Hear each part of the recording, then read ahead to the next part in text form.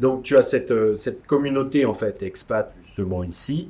Elle a souvent accès au sport, beaucoup de sport. Et quels sont les tips un peu que tu pourrais donner aux gens qui souhaitent commencer le sport alors qu'ils ont peut-être 40 ans, 50 ans et qui sont nouveaux expats aussi?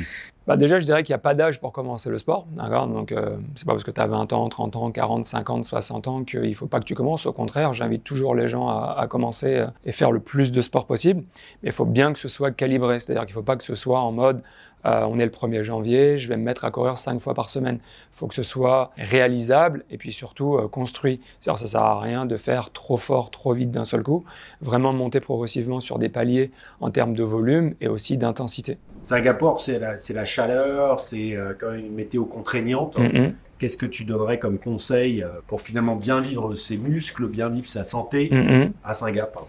Je dirais que le truc à Singapour, c'est surtout effectivement l'aspect humidité omniprésente et chaleur étouffante en permanence. Donc généralement, ce que je remarque, la plupart des gens, ce qui font l'erreur, c'est qu'ils ne prennent pas d'électrolytes. Donc en fait, comme tu manques de sodium, tu manques de sel, tu manques d'apport en minéraux, derrière, résultat des courses, tu peux avoir des blessures d'origine musculaire, même si tu es super fit et super entraîné, juste par le fait que tu sois déshydraté, non pas d'un point de vue hydrique, mais d'un point de vue des minéraux que tu n'as pas assez apportés au niveau de l'organisme. C'est surtout ça, généralement, qui ressort chez les gens qui courent, notamment à l'extérieur, qui font du vélo à l'extérieur, qui font pas mal de sport outdoor. Tu peux tout simplement avoir des blessures d'origine musculaire, type muscle strain, bref, des contractures, des élongations, juste à cause du fait que tu sois tout simplement déshydraté. Tu parlais tout à l'heure justement des douleurs qui sont dues au lifestyle des expats. Justement, est-ce que par rapport au voyage, tu as des tips particuliers? Alors je dirais, en fait, le problème du voyage, c'est que ça va un petit peu sortir de la routine, en fait, ce que la personne a l'habitude de faire. Donc tu as des gens ici qui voyagent énormément et c'est généralement ces personnes-là qui ont de plus en plus, je dirais, d'inconfort ou de problèmes de santé ou juste tout simplement parce qu'ils sortent d'une routine dont ils n'ont pas l'habitude de faire, en fait, quand ils voyagent à l'hôtel, quand ils sont sur des déplacements, des business trips, etc.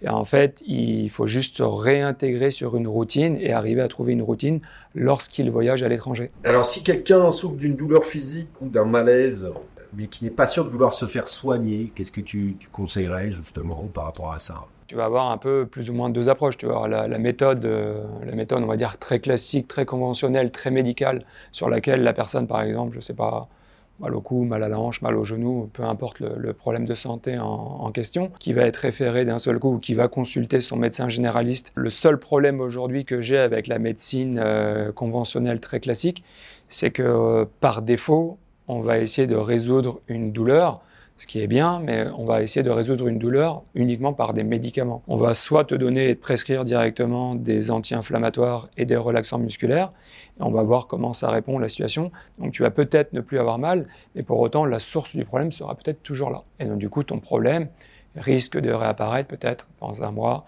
dans 2 mois, dans 3 mois, dans 6 mois. Mais encore une fois, on a traité les symptômes, mais on n'a pas traité la cause du problème. Donc du coup, on passe à côté du diagnostic. D'où l'intérêt de consulter des kinésithérapeutes ou des ostéopathes pour justement essayer en fait de trouver en fait ce qui ne va pas. Si ça se trouve aujourd'hui, ce qui ne va pas, c'est juste une position d'écran qui n'est pas bonne. Si ça se trouve, c'est une position de chaise au bureau qui n'est pas bonne.